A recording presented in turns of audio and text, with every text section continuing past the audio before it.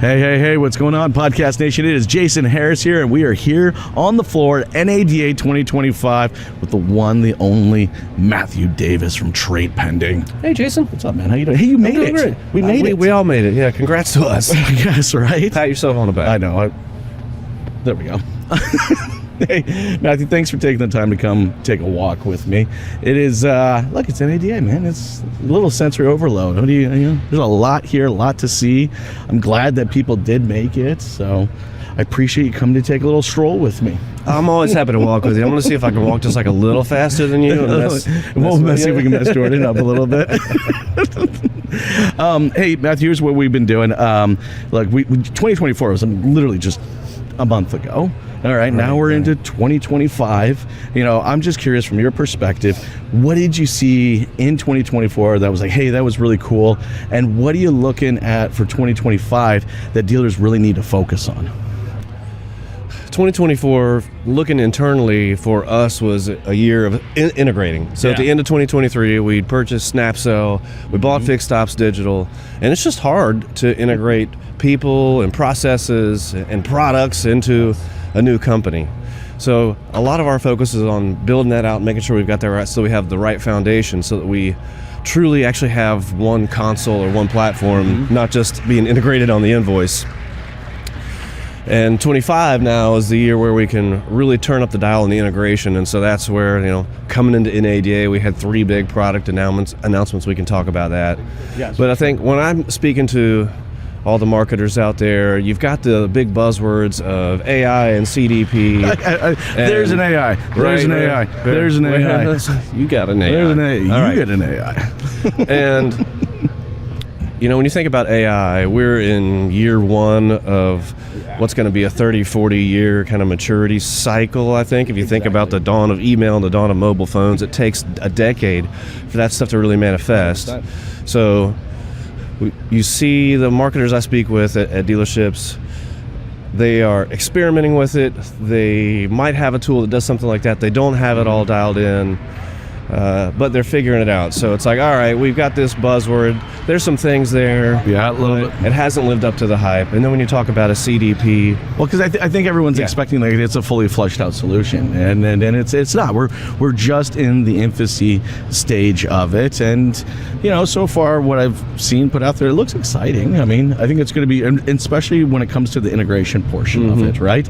And that's where you kind of go more into the CDP side of it, right? Totally. And so for that, that's a pretty easy conversation. You either have a lot of rooftops, and so you have a sophisticated team and process in place where you can use something like that, or you don't. It's a tale of two worlds there. So that's a pretty simple story there. And shoot, last year we talked about video and how video is hot. That has not stopped, right? So no, that is still, like, of all the marketing mediums out there that you can reach your customers with, that is still the number one, but it's also the number one for people to actually get over the hump and say, like, yeah, you know what, I will do it.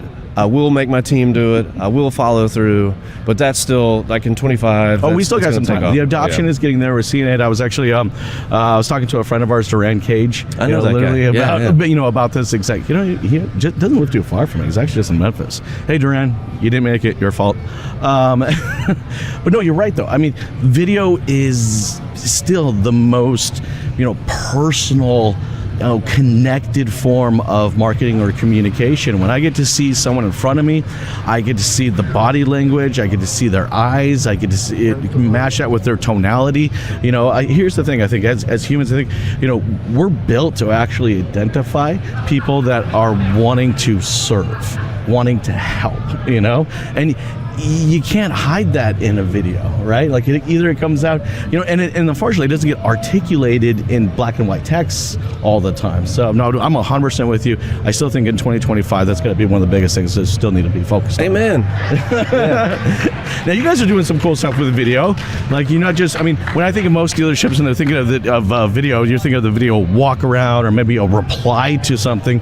But you guys have said, hey, there are some other really cool places that we can utilize utilize video. Tell me a little bit about how you're utilizing video in some new places. Yep, thank you for that, teeing me up. Like, all right, I'll take that. We rolled out coming into an ADA. We added in video into the trade-in process. Yeah. And so you're thinking to yourself, like, oh, like, don't other people do that already? Like, wow, I really innovated there.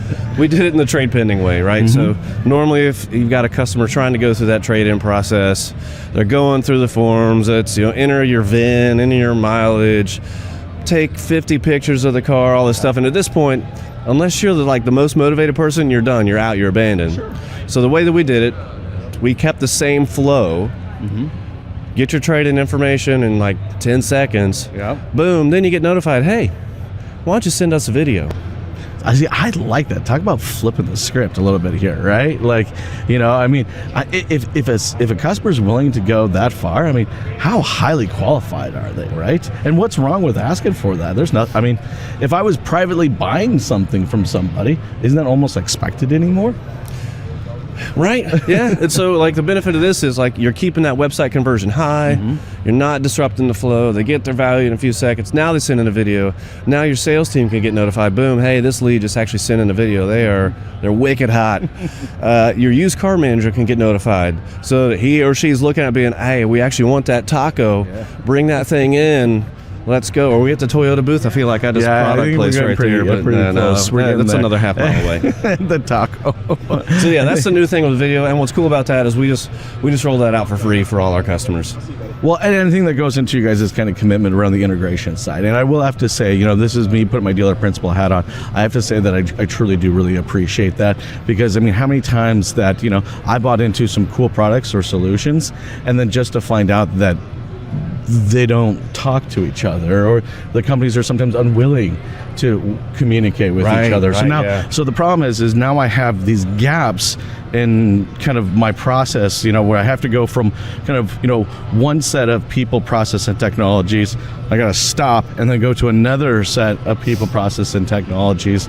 And you guys have made the commitment to say, no, we're going to let's mold this stuff together and make it easier for the dealer. Our own team feels that same pain. If you're trying to coach somebody on software, you're trying to sell them software, and you're having to hop into 8 different things, it's no good for anybody. Yeah. So yeah.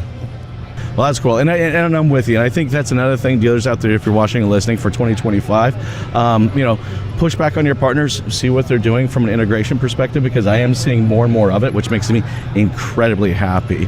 And I think that it hugely impacts, a dealership's operations, wouldn't you say? Yeah, and I think there's a happy medium to be had. Like, you don't want to put all of your eggs in one basket if you're a dealer. Like, we've seen some high-profile cases where that can be really challenging this past year. Yes. But you also don't want to have 40 different vendors or 70 or 80 if you can avoid it. So if you can find that happy medium of like, boom, we're going to solve these solutions with this toolkit and those solutions with that toolkit. And, of course, we got our DMS and our CRM and yada, yada, yada there. So that's kind of how I'm viewing the world. It's like seeing dealers trying to consolidate but not over-consolidate, because that's also a problem. Well, I think what's the intent behind the consolidation, right? I mean, dealers, if you're out there watching and listening to us right now, we're talking about consolidation, but we're talking about consolidation with the intent of integration. Right, so really what you're thinking about is thinking about your sales process right now, and just think about these valleys and these mountains and these ups and these downs. And we're talking, I think that's a big call for 2025 is figuring out ways where we can make the transfer from one system to another kind of a linear process versus this kind of up and down, up and down. Yeah, nobody likes janky. No one does.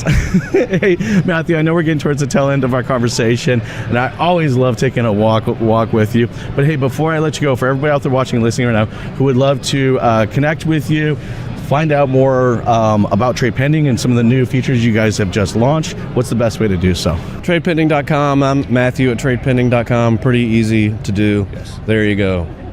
Hey, everyone out there watching and listening, we appreciate you. Thank you so much. You have yourself an amazing day.